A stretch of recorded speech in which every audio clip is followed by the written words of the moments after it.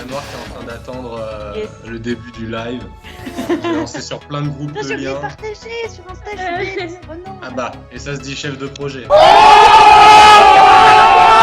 Au niveau même des armes, c'est ça aussi qui est fou, c'est que pendant les rassemblements pour supporter un des candidats, enfin les gens qui ont des armes, c'est dingue quoi, tu te dis mais oui bah quand il veut, sa mitraillette elle est chargée, puis hop là, enfin c'est terminé. Vous avez vu ça d'ailleurs ou pas? Quand j'étais en Louisiane, dans le campus, en fait, t'avais vraiment des délimitations. Et dans le campus, le port d'armes est interdit, mais interdit pour tout le monde, sauf pour les forces de l'ordre. Et je suppose que c'était pareil pour toi, Luto. Ah non, pas du tout. Ah, pas du tout. La Floride, c'est freestyle. Ouais, t'arrives dans la rue, c'est bon, voilà. Ah, Non, je plaisante, mais pendant mon semestre, on a eu 2 fusillades quand même pas trop loin de l'université. Mais sinon, ce qui m'a marqué, c'est le jour de la rentrée, quand ils accueillaient les élèves internationaux. On a eu une présentation par des policiers, ils nous ont montré comment réagir si on se faisait arrêter par la police pendant qu'on conduisait. Parce qu'en fait, les gens en Floride ont le droit d'avoir des armes dans leur voiture. Du coup, ce qu'il faut faire, c'est tu te ranges, normal, et il faut direct montrer ses mains et les mettre sur le volant.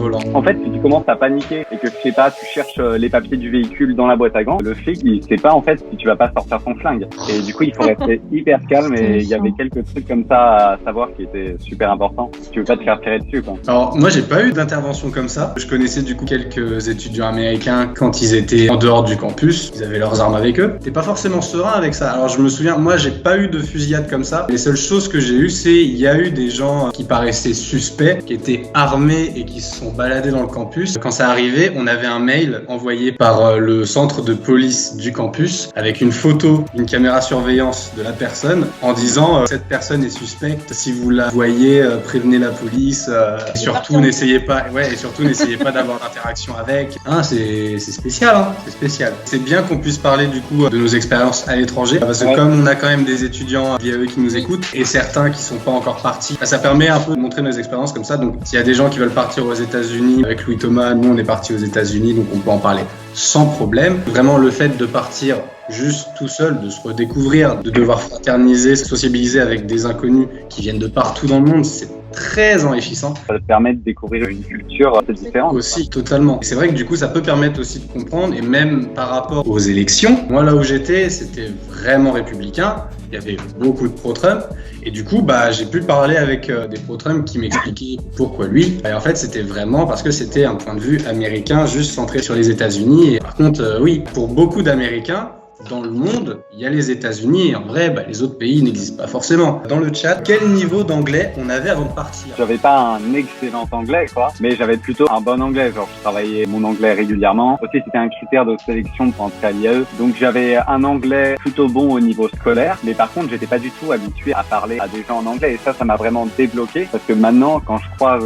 des anglophones, je peux leur parler sans réfléchir, quoi. Ça, c'est super. Du coup, pour partir aux États-Unis, il n'y a pas du tout besoin d'être bilingue. Et même l'anglais, même si on n'est pas bon, c'est une langue qui parle vraiment facilement et vous allez progresser comme des malades. C'est fait pour en fait de partir à l'étranger. C'est pour pratiquer les langues. Ça, il faut le mettre en avant. Hein. Sa volonté de vraiment progresser, c'est super important. Je suis entièrement d'accord. Il n'y a pas forcément besoin d'avoir un niveau incroyable. Justement, du coup, ça retire un des gains du voyage. Parce que dans les gains, il y a forcément l'apport culturel, mais la pratique de la langue est très importante. Ça permet vraiment de s'améliorer par rapport à ça. Et j'étais vraiment dans le même cas que Louis Thomas. Au niveau écrit, l'anglais, ça passait bien. Mais oralement, c'était quand même bien la galère. Et maintenant que je suis revenu, je m'exprime beaucoup mieux en anglais. Vu qu'on parle de nos expériences, je vais vous montrer une vidéo de genre 1 minute 30 où j'ai fait un petit résumé de mon séjour. Thomas, j'ai 20 ans et je suis en dernière année de licence management international à l'IAE Augusta Eiffel. Et ce semestre, j'ai eu la chance de pouvoir étudier à USF à Tampa en Floride. Et donc, je vais vous parler de 2-3 trucs qui m'ont vraiment marqué durant cette expérience. Allez, c'est parti!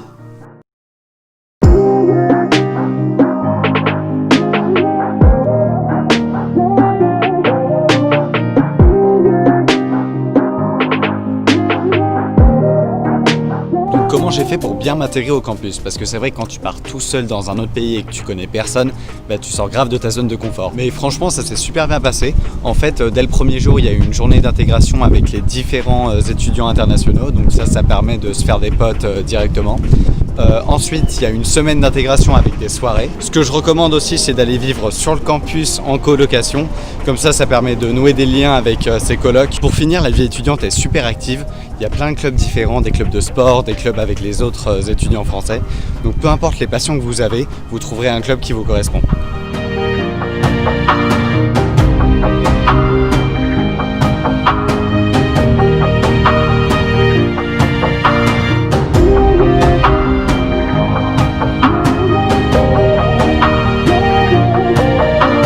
Ensuite, au niveau des cours, il y a pas mal de travail personnel. Le truc, c'est qu'on n'a pas de grands projets à rendre, mais plein de petits travaux en fait. Donc ça demande d'être assez régulier dans le travail. Aussi, ce qui m'a assez surpris, c'est le comportement des étudiants américains pendant les cours. En fait, ils n'ont pas du tout peur de se tromper et ils participent dès qu'ils le peuvent. Et même en amphithéâtre, lorsqu'on est plus nombreux, les professeurs, ils essaient d'échanger le plus possible avec les élèves. Et pour finir, ce qui est énorme, c'est qu'on a vraiment beaucoup de temps libre. Genre, on n'aura jamais plus de 15 heures de cours par semaine. Ce qui fait que déjà, ça laisse largement le temps pour taffer, mais aussi pour sortir, faire des voyages, etc. J'ai vécu une expérience incroyable que je suis pas prêt d'oublier. Et si vous avez la possibilité de partir étudier à l'étranger, je vous encourage de tout mon cœur à le faire. C'était incroyable. T'avais déjà une chevelure digne des plus grands. Ils étaient plus longs que maintenant. Hein. J'ai dû couper entre temps parce que ça allait pas du tout. Vito et moi, on a été aux États-Unis, mais même pour ceux qui préfèrent aller à un autre endroit, on a aussi Maya avec qui est partie au Chili, qui a été dans le même cas que moi, qui est partie au moment où le Covid commençait à pointer son nez. Alors, je suis pas partie 2 mois, je suis partie 17 jours, mais c'était incroyable le Chili. Je voulais une destination plus axée sur l'espagnol pour progresser. Finalement, là-bas, j'ai autant parlé espagnol qu'anglais parce que les personnes qu'on rencontre soit parlaient mieux anglais, donc on parlait anglais avec elles, ou alors espagnol si c'était des latino-américains. C'était donc vraiment génial. 17 jours, ça a été assez pour sortir de ma zone de confort et je pense que c'était ça que je voulais. Pas aller à côté de la France, aller loin et découvrir plein de monde. Je garde des amis des Pays-Bas encore maintenant, qui sont aussi plus ou moins confinés, un peu comme nous. J'ai eu des cours aussi super adaptés, les profs étaient géniaux. Et Santiago, c'est une ville très très très sympa. J'ai pu même voir un peu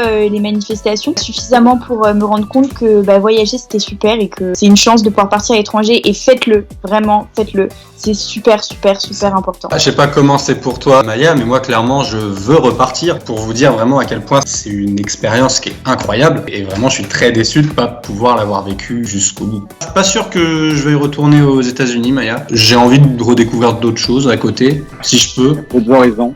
Exactement. Aller aux 4 coins de la Terre. En termes de personnes, Corentin, toi, t'as rencontré beaucoup de locaux ou c'était aussi quand même beaucoup d'étrangers? De tout. J'ai pu parler avec pas mal de gens qui étaient soit de Louisiane, Texas. Dans ces personnes-là, j'ai pu vraiment rencontrer de tout. Donc il y avait vraiment des très conservateurs, comme des très nouveaux genres, très ouverts à tout. Mais après, quand même, la plupart du temps, je restais avec d'autres étudiants étrangers, et la plupart du temps européens, parce que évidemment, on se comprenait plus, parce que quelque part, l'état d'esprit européen, il se ressemble quand même beaucoup entre chaque pays. Donc, comme tu disais, t'es encore ami avec des Néerlandais, et c'était probablement plus simple de faire ami. C'est plus proche que ceux qui venaient du Chili ou d'Argentine ou du Pérou complètement. Mais après, moi, ma colocation, on a eu de la chance. Donc, je suis partie avec Margot aussi, que j'embrasse, je sais pas si elle regarde. On était dans une colocation, on était les 2 seules françaises. Et ça, c'est aussi super important parce qu'on parlait anglais et espagnol tout le temps. On parle encore aussi à un Péruvien qui était avec nous, Renato. Renato, si tu nous regardes. Ouais, pas européen, mais c'est vrai que le côté européen ressort quand même beaucoup. Mais il faut sortir de ça et essayer de... Même par exemple le côté voyage globe-trotter avec son sac à dos. Le côté européen veut toujours tout prévoir. Et nous, on voulait vraiment en sortir et se dire, bon, on prévoit pas et on découvre des gens, on découvre des endroits. Il faut bien tester ça dans sa vie, quoi. Et toi, Louis? C'est marrant parce que je suis pas trop resté finalement avec les Européens. Le premier jour, il y avait un mec à côté de moi. On se parlait pas du tout. Je me lance, je lui dis salut, comment tu t'appelles en anglais? Et il me répond t'es français. Genre Ah, ça s'entend, hein. Ah, c'est terrible. Ah, ça... J'avais trop de fun, en vrai. Parce que je pensais que mon anglais était bon, mais pas du tout. Non, mec. Et, mais bref, ce que j'ai fait après, c'est que j'ai vraiment fui les Français parce que je voulais pas rester avec eux pour progresser vraiment. Et du coup, je suis surtout resté avec des Américains et pas mal de Coréens aussi. Vous, les filles, votre désir peut-être de partir à l'étranger, ou si Pauline, t'as déjà peut-être eu un petit goût d'expérience à l'étranger Moi, je suis partie en fait pendant 1 an au Canada, mais pas avec mon formation. Ça fait la petite nostalgie là, de se rappeler. Ah ouais. Alors j'ai fait un semestre d'échange en fait à Vancouver à la fac, et après j'ai fait un stage à Montréal. Donc c'était super parce que j'avais vraiment les 2 côte est, côte ouest. C'est 2 mentalités complètement différentes. Et si je peux vous dire quelque chose, c'est que Montréal, il y a que l'océan Atlantique à traverser, Air Transat c'est pas cher du tout, et c'est une ville qui est merveilleuse. Moi, je vais y habiter. Pourquoi pas? Non, je préfère l'endroit où il fait plus chaud parce que la neige quand même de novembre à juin, c'est un peu too much pour moi. Les moins 30 degrés, c'est sympa, mais bon, quand même, quoi. C'est vrai que c'est chouette. Et toi, Lisa, est-ce que tu as un petit désir peut-être? Franchement, je suis jamais partie encore pour une longue durée. J'ai toujours fait des vacances ou quoi à l'étranger. Je suis jamais partie un semestre ou quoi. Et là, j'avoue que cette année, ça me dit trop. Enfin, quand j'entends toutes les expériences et tout, franchement, ça me fait trop envie. Bon, là, j'ai juste un peu chaud du Covid et toute la situation. Bien Mais sûr, j'aimerais trop faire, par exemple, une césure entre le M1 et M2. Ce serait vraiment un kiff, quoi. Après, j'espère que la situation elle va s'arranger.